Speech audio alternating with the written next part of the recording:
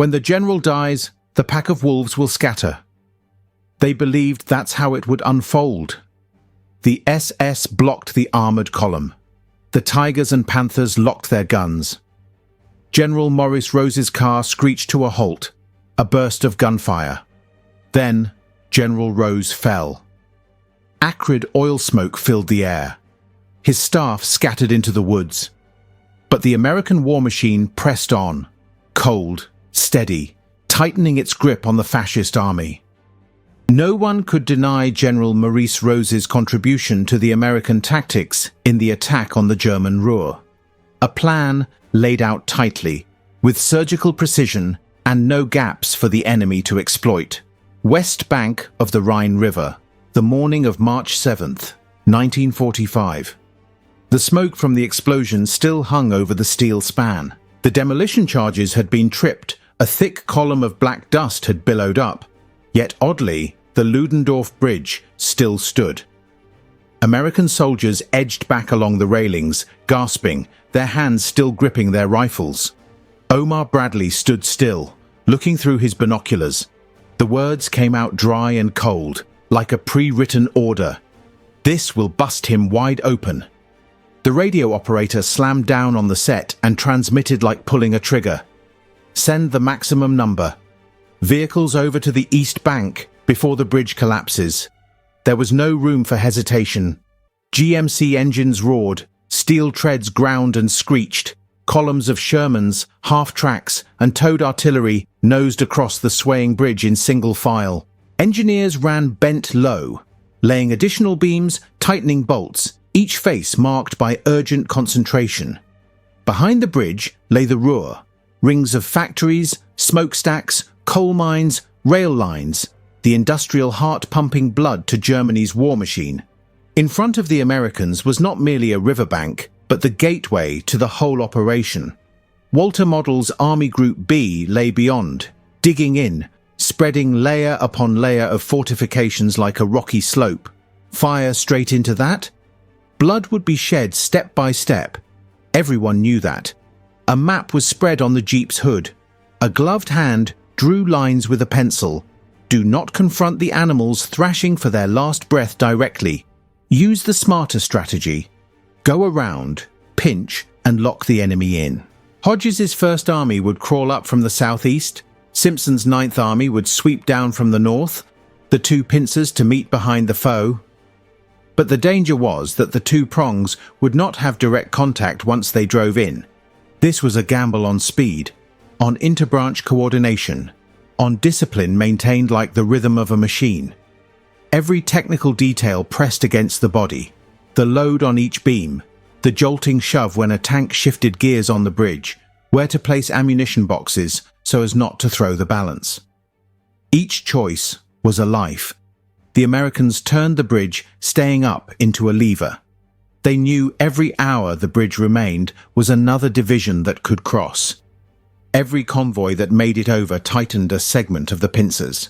By midday, the east bank was furred with track marks and boot prints. A group of engineers went back, set boards over a crack, drove in a few wedges, then jumped clear as a new column thundered up. The engineering commander turned to look at the main span. The sound of the steel had changed, no longer a deep roar, but thin, like a string about to snap. On March 17th, after 10 days of strain, the Ludendorff Bridge groaned one last time as its supports gave way. The steel span fell into the Rhine like an old beast breaking its back. Mud and water shot up, the crash echoed off the river cliffs, then faded. The gate had opened, but it was only the first crack. To throw wide the road into Germany, they would need a larger river crossing, a hammer blow heavier even than the sound of that bridge's collapse. It didn't take long for that moment to come. The night of March 23rd fell like a black canvas. The river lay still, the east bank swallowing every trace of light. Then the night itself vanished. More than 5,000 guns roared at once. The earth heaved upward. Flares split open the sky, casting an artificial moonlight across the opposite shore. The silhouettes of men and bunkers danced in a storm of lightning. The grinding of treads. Hobart's funnies of the 79th Armoured moved forward like a herd of steel beasts with instincts of their own. The Churchill crocodiles crawled to the edge of the fortifications, their nozzles opening, spewing fire 120 yards straight ahead. The flat flame clung, spread, climbed the concrete rim, then poured into firing slits. The roar was muffled behind layers of earth, but the heat reached the napes of men crouching in the bunkers. Alongside, AVRES lifted their tubes and launched spigot mortars, the heavy, flying dustbins wobbling through the air like trash cans with wings, smashing into bunker walls and blowing out whole sections, the burst of concrete dust falling like hail. On the river, engineers bent low to their work. Their rhythm was steady and cold as a machine's. Each joint locked tight, two men gripping one end, another turning the pin, a fourth using his body as a shield. Shards of iron screamed across the water from the far bank, striking planks and sparking cold flashes. Someone was knocked forward, a lever clattering into the river. His comrades yanked him upright by the collar, swapped places, hands never breaking rhythm. Discipline in construction was no slogan. It was the only way the bridge could rise amid a storm of bombs and shells. By dawn, March 24th, the sky was suddenly stippled with dark dots. The men on the ground looked up to see circles upon circles, thickening, opening slowly like mushrooms. More than 16,000 paratroopers, America's 17th and Britain's 6th, descended like an organized rainstorm. Each squad hit the ground and instantly wheeled into action, slicing into the enemy's rear with surgical blades, seizing crossroads, locking down small bridges, planting machine guns at field edges, marking beacons for the units behind. A German platoon pulling back from the river turned to find its retreat gone, the familiar roadways suddenly strange. Every junction held a paratrooper, crouched and firing. On this side of the river, tank treads pressed onto the first pontoons. Ahead lay an oily, shimmering channel. Behind, the commander's voice, hoarse and clipped. "Move!" The discipline of rhythm left no time to glance left, where one pontoon had just gone under. Other hands had already filled the gap. By March 27th, the steel whirlwind had passed through, leaving behind collapsing embankments and the stench of burning. Simpson's spearhead had driven 35 miles into Germany. On the map spread over the jeep's hood, the pencil line from the north cut deep like a knife slash. The core of the war lay exposed: highways, fuel depots, bridges, power stations. The liaison officer tapped the map's edge lightly. Here, the northern claw had bitten deep enough to pin the enemy's arm. But one move still remained. Hodges's southern thrust swinging around to close the lid, turning a simple advance into a complete encirclement. At dawn, dew still clung to the rocks of Remagen. The order came short and dry: expend all ammunition. Firing positions lit up at once. Artillery poured down on the bridgehead. Above, rotor blades shrieked. Aircraft dove in. The ground shook. The river's surface split into colliding circles. By noon, the bridgehead was secured, but it was not the end. The commander's eyes swept across the map, his pencil striking a mark. The machine shifted gears. Day 1, 12 miles. The mechanized column swept past village roads, mud splattering up the wheel arches, power lines sagging under the haze. Infantry clambered onto Shermans so they wouldn't fall behind, hands gripping welded loops, rifles slung across their chests. Each bend in the road was a held breath. At the roadside, a collapsed roof hid an abandoned gun pit. Signal troops jogged alongside turrets, holding antennae away from the trees. Day 2, 20 miles. The column stretched like a steel blade. The guide raised his gloved hand in clipped motions. Forward! Left! Right! Hold your lane! In a field, one vehicle halted half a beat when its rear wheel slid into a ditch. Two soldiers leapt down, wedged blocks, hauled canvas. Exactly 30 seconds, and the tank was moving again. No time for a grimace. And so it went. The ribbon of asphalt heating under the sun, then cooling instantly in the shade of trees. Inside the vehicles, men unscrewed canteens, swallowing along with the taste of iron. Back on March 26th, speed had become weight. A corps captured 17,000 prisoners. The Germans marched in columns, rifles stacked on the grass verge, eyes slipping past the dust rising behind the American trucks. At the village edge, an old woman clutched her grandchild's hand, pressing against the wall as the silent column filed past. No shouting, no arguments, only the broken rhythm of boots striking earth.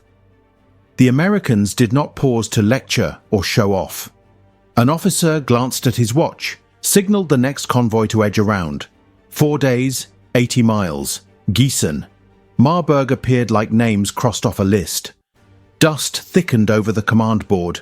One swipe of a hand was enough to reveal the next arrow. Beside the advancing column, maps spread across the hood of a dark green-painted jeep. Road axes thickened in bold lines, each small bridge crossed with 2 slashes, hand-drawn arrows curling past black dots marking gun pits. Refugees clogged the crossroads. A wagon, a few suitcases, a wool blanket the colour of mud. The wind snapped its edges, carrying the smell of half-extinguished kitchen fires. At the tip of the spear, General Maurice Rose leaned against a map on the hood, tapping a pencil in rhythm. He called Lieutenant Colonel Walter B. Richardson close, so his words merged with the sound of the engines. The order was shorter than a breath. Just go like hell. Task Force Richardson shot out of the column like a bullet leaving the chamber, its lead vehicles pointed toward Paderborn, 60 miles ahead. They tore through roadblocks, answering every intersection with speed. When a German gun crew managed to raise its barrel, the column was already out of range. When a timber barricade was rolled across the road, the dozer blade had flung it into the ditch. 45 miles in a single day, an unthinkable figure. But through willpower and sheer refusal to yield, they made it happen. Yet the American Army's advantage was about to meet a ferocious test. 2 days after the turn at the gates of Paderborn, the battlefield closed in like a lid clamped over a boiling pot. It was now the time of the tank war. The grinding of turret gears, the clatter of tracks biting cobblestones, houses trembling with every recoil. The haze of oil smoke hung low like a ceiling. Infantry clung to the armor, backs slick with sweat, hands gripping welded loops to keep from being thrown off when the turrets swung.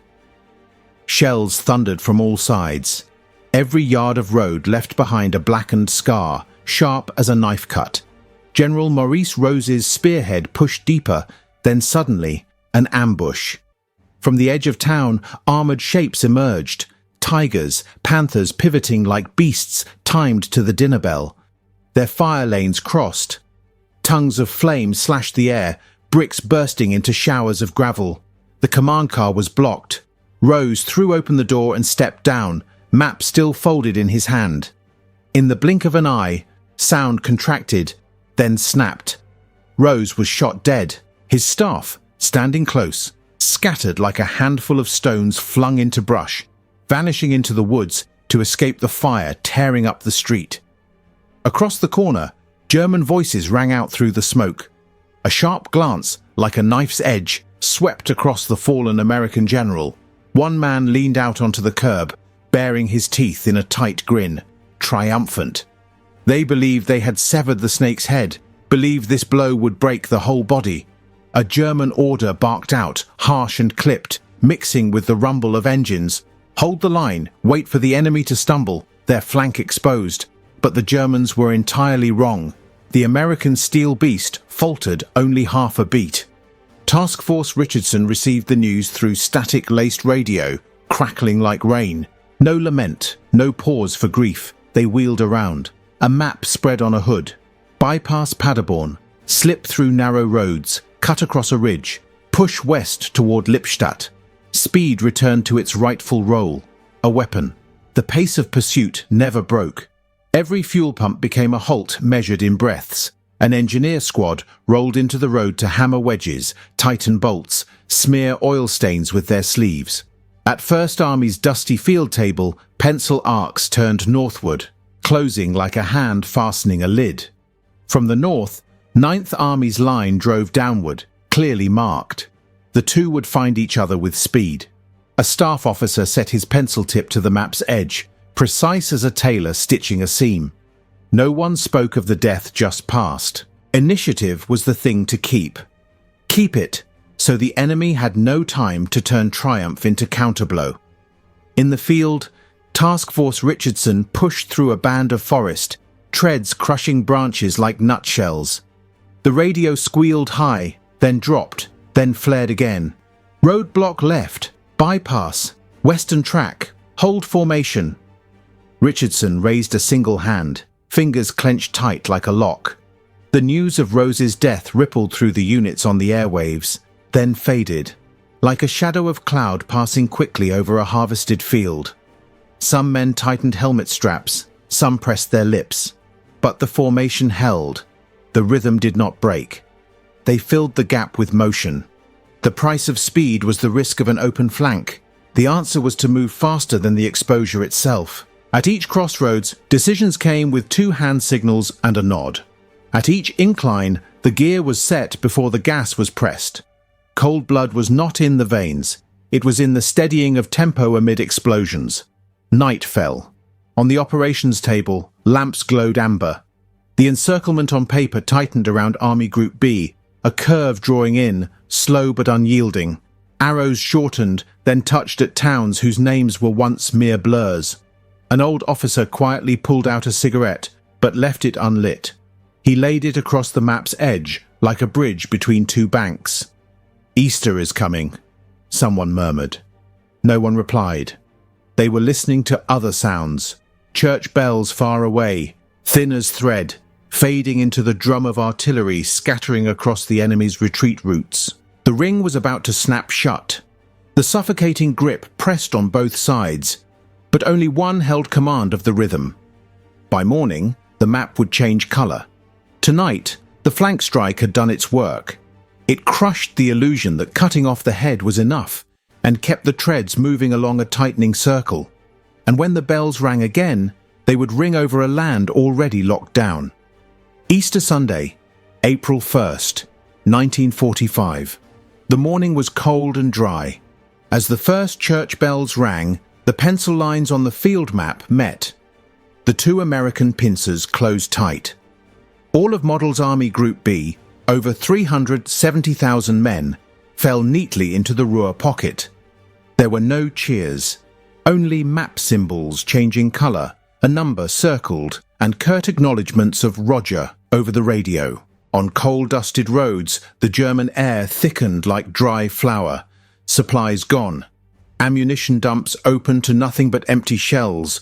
Fuel drums rattled hollow. Fewer than a quarter of the troops had working weapons. The rest carried rifles turned into sticks after repeated stripping and cannibalizing. Trucks stood in long rows, canvas hoods sagging with fine rain, and beneath them only streaks of dried oil like black blood. Units crumbled. Civilians fled, not in masses, but in scattered waves. A wagon, an iron bed frame, a cracked leather suitcase. They slipped past gun crews still swinging barrels, past checkpoints no longer manned. Behind them came the steady drum of American artillery, the engines pressing the space tighter. No one spoke of breakthrough. From that Sunday on, the word vanished from everyday orders. By afternoon, drizzle fell heavy as ash. In a small church at the town's edge, Easter service began late. The pews were filled, coats worn thin, hands clasped together as if grasping for something solid. The hymn halted mid-note. A woman whispered to the priest, voice trembling but clear, "Father, they're here." The doors flew open. A Sherman's barrel loomed through the frame like a dark circle. A few people gasped. A boy crawled under a bench. American soldiers stepped inside. No shouting, no weapons raised. They knelt, helmets set beside them, hands clasped in silence. The entire room contracted into one shared breath. The smell of wood, candle wax, machine oil, and damp coats. The priest touched the edge of the Bible lightly, eyes lowered. There was no sermon for such a moment, so silence took its place. Outside, the earth kept trembling. At a command post on the pocket's rim, Model bent over a map patched with tape. The phone shrilled. Bad news funneled into a single wire. No air cover, no fuel, no ammunition resupply. Requests to withdraw or counterattack were denied. On Model's face, there was no longer anger, only emptiness. He set the receiver down slowly, as if it was something fragile. Below, the reports came in, clipped to the bone. We can still hear each other. We are waiting. We are out of trucks. No one spoke the word, but despair seeped into every thought, every German soldier's eyes. In town, street signs were torn down for firewood. Coal cellars stood bare. The field hospital tied another strip of red cloth to its doorpost. An old woman held her grandson back from running into the street. The boy's eyes still searched toward the sound of engines thickening by the hour. Across the American network, the only phrase long enough was, "Proceed as planned." The machine ran by tape measure, calendar, and grid maps. No more great surges forward, only steady tightening. In the situation report, an officer wrote a single line. Keep pressure, 6 miles a day. Below, engineers marked new bridge points. Artillery units shifted fire zones like moving chairs. Easter night closed with a rare stillness. In the church, candles guttered out, the congregation left in hushed steps. Outside, tank treads pressed black scars into the cobblestones. In the German command post, lights were extinguished one by one to save batteries. At a crossroads, a wooden sign painted "Safe" hung askew.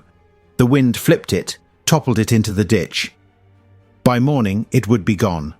From that solemn silence, the campaign's sound rose again, artillery drumming steadily, roadways cut off, white gaps on maps filled in with new colors. 6 miles a day.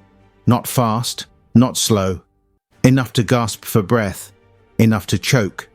And the Ruhr pocket tightened ring by ring, like a lock clicking toward its final notch. Morning of April 14th. It began with a straight pencil line drawn across the map, then turned into the crash of steel hitting the ground. American assault columns punched directly into the strong points.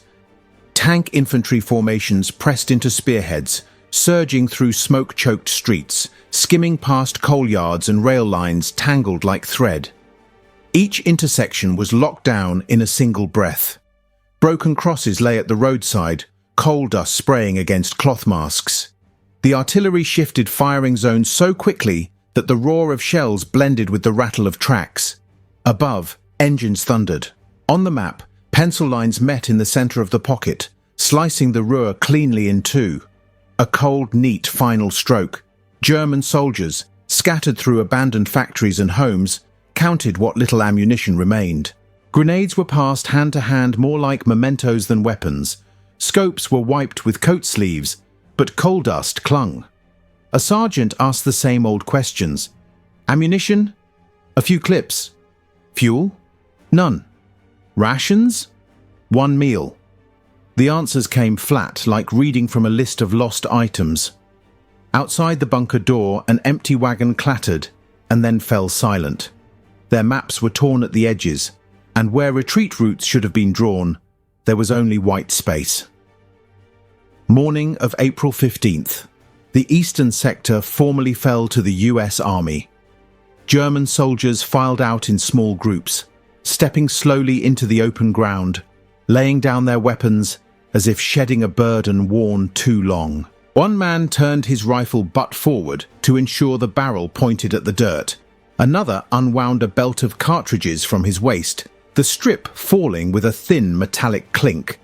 Their eyes did not search the sky, but fell to mud-caked boots, as if checking they still stood on solid ground. The prisoner column stretched endlessly, backs upon backs, helmets brushing helmets, arms cradling coats, shoulders pressed to shoulders.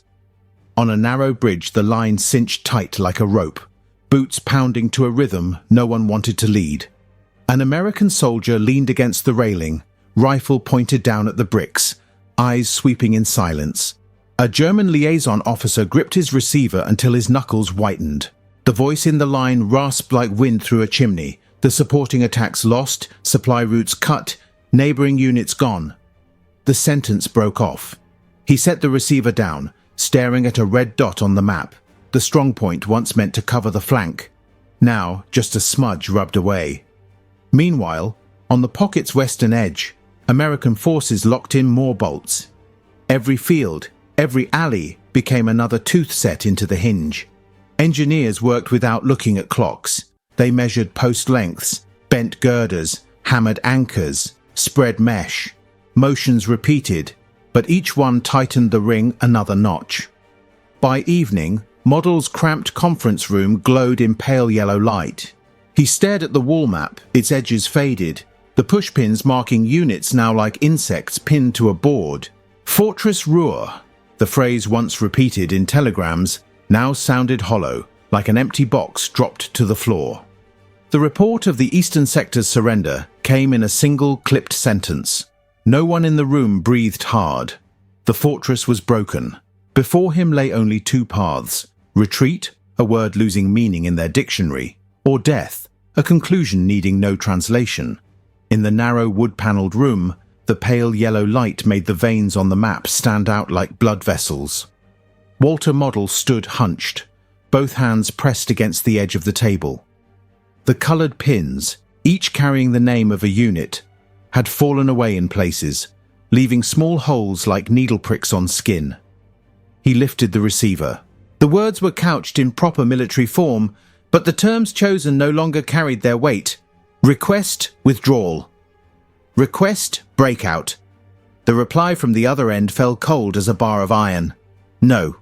Fortress Ruhr can hold for months. No reinforcements, no aircraft, just stand fast. The line went silent.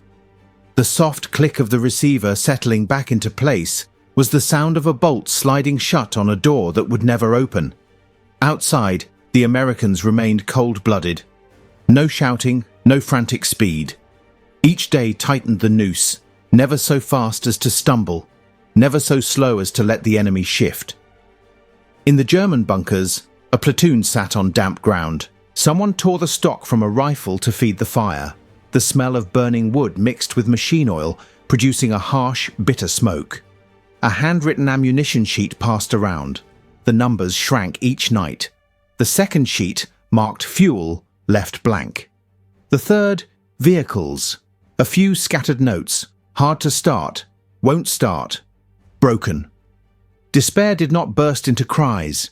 It seeped like water from a hidden wound. Everyone knew it was flowing, but no one had a bandage left to stem it. A young lieutenant climbed the steps and looked toward the road. Smoke columns sank on the horizon and the artillery thundered again. He looked up to the sky, empty. No wings left to call their own.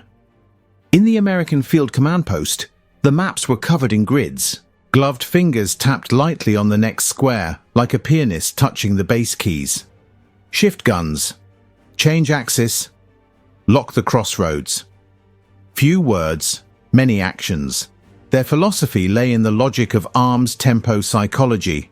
Combined arms as sinew, tempo as spine, the enemy's morale as the weak point. By contrast, Germany clung to an illusion that stripped away its own practicality. Fortress was a fine word, but a fortress to survive needed ammunition, fuel, and supply rhythm. Discard those three and keep only the name, and the walls became a stage backdrop. Model understood this more clearly than anyone, but orders were orders. He was forced to use words that no longer fit the facts to preserve an image already hollow inside. One German company on the town's edge tried to overturn the board with a night raid. They slipped through fences, crept along drainage ditches. But at the second turn, they stumbled into emptiness. The road they remembered as a shortcut was now sealed by a freshly built earthwork, and behind them a new cold checkpoint had appeared that had never been on their maps. They backed away, step by step, the distant rumble of artillery steady as a machine's hum. By morning, it was no longer a raid, but a walk back to their starting point, like men returning borrowed goods. Model looked again at the last message on air support. The word none repeated twice, as if underlined. He raised his eyes to the frosted glass, behind which the sky was the color of lead. If it rained, it would be dust rain, not heavy enough to wash anything away, only enough to glue the dirt tighter to their coats. He turned back to the map. A new American flanking line, drawn overnight, now pressed close to the western side, fire support points linked together in a chain. He touched his pencil to the last white gap, one no longer wide enough for a convoy to pass. The coal-hazed morning, a temporary conference room inside a shattered government building. On the table, the cloth was frayed at the edges, an inkwell set beside a stack of papers. Helmets were lined at the far end of the room like a row of stones. 24 German generals, with their accompanying officers, entered one by one. No extra chairs, no ritual greetings. Only the scratch of pens across paper, dry, short, repeating like muffled rounds. Each signature driven down was a nail into a coffin lid. No one counted, and no one needed to. Outside, the prisoner column stretched the length of the street in silence. Grey coat against grey coat, helmet brushing helmet. A young soldier cupped his identity tag in his palm for warmth, squeezing it now and then, as if afraid it might slip into some void. When his turn came, he set his rifle down with the barrel pointing at the ground. A small, precise motion, like the last step of a drill practiced countless times, except this time there would be no next. At the bottom of the slope, a truck waited. An American soldier leaned on its bed, eyes sweeping the line, stepping back half a pace to let the column pass. The ground beneath had turned to powder from the trampling boots. Inside, the pens kept moving, hands trading off, papers shifting. One general jerked his sleeve when a button snagged the table's edge. He stood still, adjusted it, then signed. No one lifted their heads. When the last sheet was pulled from the folder, a chair scraped lightly, so faint it seemed to fear breaking the air. The order to escort them out was delivered in a flat voice. The door opened. Cold wind swept in, curling the thin papers like waves. On the wall still hung a tattered map, its coloured pins fallen away, leaving pinholes that traced the shape of a formation that no longer existed. At the forest's edge, Walter Model walked alone along a damp path. Wet pine needles brushed his trousers, leaving dark streaks like ink. He stopped beneath a tree, pressing his back against the rough bark. From his coat pocket, the small radio crackled to life. A voice from Berlin came down, level and cold, condemning failure. Not harsh in tone, but cutting as a blade on a whetstone. April 21st. There was nothing left to negotiate in words. Orders he had once obeyed now became sentences that could not save the listener. He touched the grip of his pistol. Cold steel. A thought passed quicker than the wind. A field marshal does not surrender. An oath that had once bound him to an order now hollow. No army around to hear. No need for witnesses. He removed his cap, set it on the ground, brushed a grain of dirt from the brim. An old habit finished to the end. Then Model raised his eyes one last time. The sky the colour of lead, distant artillery echoing as though sinking into the earth. He drew his pistol. A small spark tore the air, then was swallowed by the trees. His body lay on its side, hand still touching the rough pine trunk. No cry. A leaf fell on his shoulder, held there by rain. Only after a long while did the wind rise through the branches. On the ground, the mud where his boots had stood, pressed deeper than the rest, like the mark of a man letting go of the final rope. In the nearby town, the prisoner column flowed on unbroken. Faces alike in weariness, different only in the eyes, some staring straight, some fixed on their boots, some half-closed, as if building small private walls to get through the march.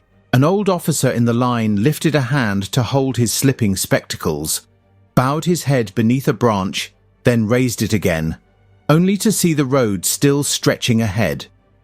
On the steps of a house with its roof blown open, a child held a one-eyed doll, watching silently, not asking.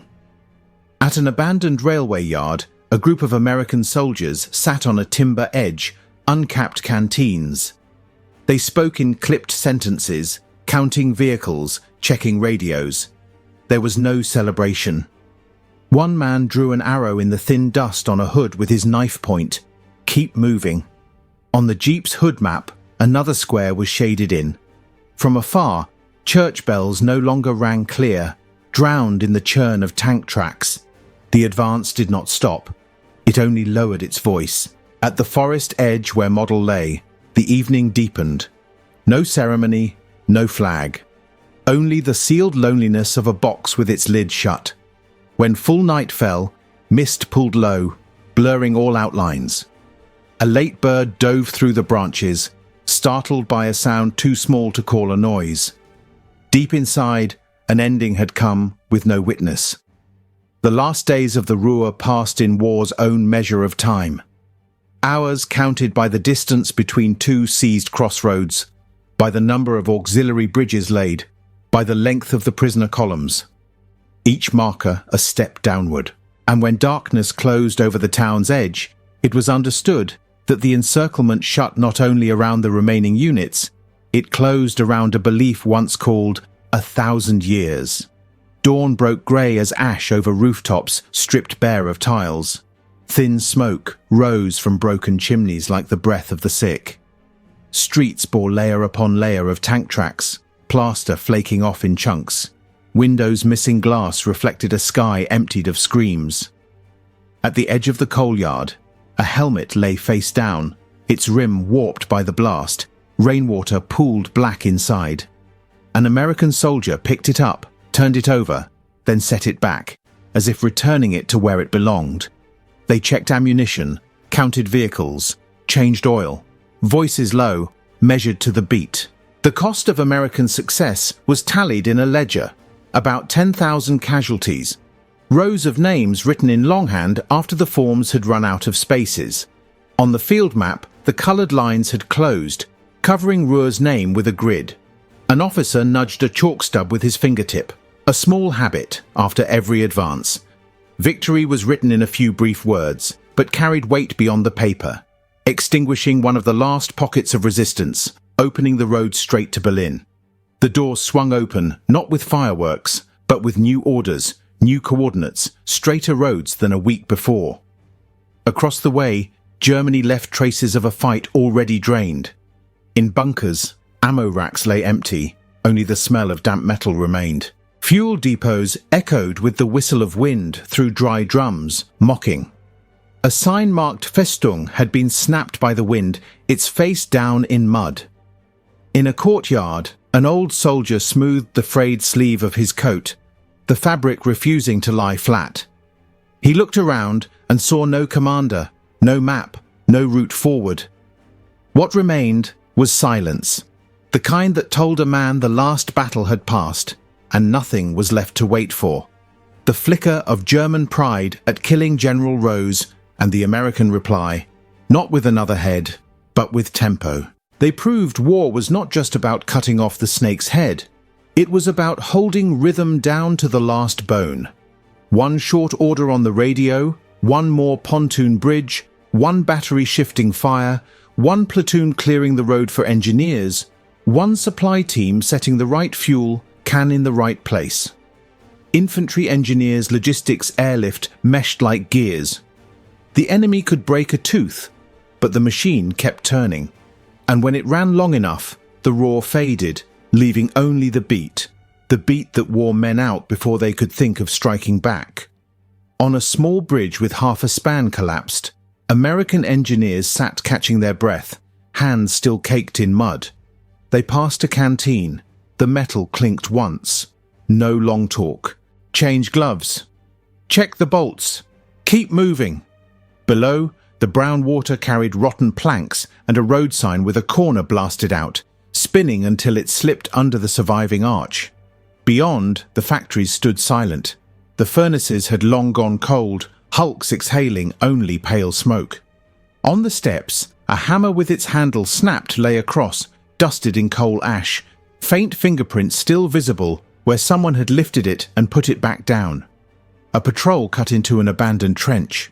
The shoring posts were still fresh. Phone wire gnawed through like a rat's tail, shell casings scattered in a dull glitter under late sun.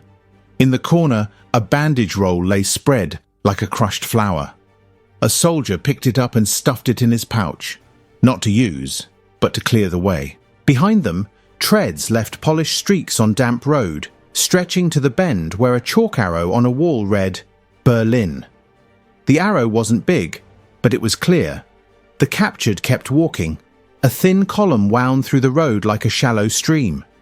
They said nothing, collars raised against the wind, hands shoved deep into pockets. Now and then, someone stumbled and bumped the back ahead, then fell back into step. At a doorway, an old woman pulled her door shut, wedged it with a brick against loose hinges. Inside, the wall clock had died, its hands frozen near noon. She wound it, and nothing moved. She let go, sat down, and peered through the crack, just in time to glimpse the back of a truck vanishing around the corner. Night fell, cooling the road, reflecting the few stars in a honeycombed sky. A sentry pulled off his glove, rubbed his hands together, and drew a long breath. This was not peace. This was the pause between two chapters, lasting only as long as it took the next battalion to cover their trucks, check their vehicles, load their guns, while greater decisions were written in steady hands inside a lit tent. But for the towns left behind, this silence was the last sound after days filled only with blasts. And that was the final weapon the campaign left behind. Silence after the guns. Silence louder than any communique, deeper than any threat. It lay on the table where surrender papers had dried. It lay in the forest where one pistol had gone still. It filled trenches, crept through smokestacks, clung to bridges, followed convoys rolling out. Germans gave it many names: exhaustion, collapse, despair. But its true name was the void left when will had been driven to the point where no beat remained. Tomorrow morning, the convoys would change direction. The chalk arrow on the wall would be wiped and redrawn, sharper. But tonight, Ruhr lay still. No more artillery. Only the wind through empty windows, rattling through stripped rooms.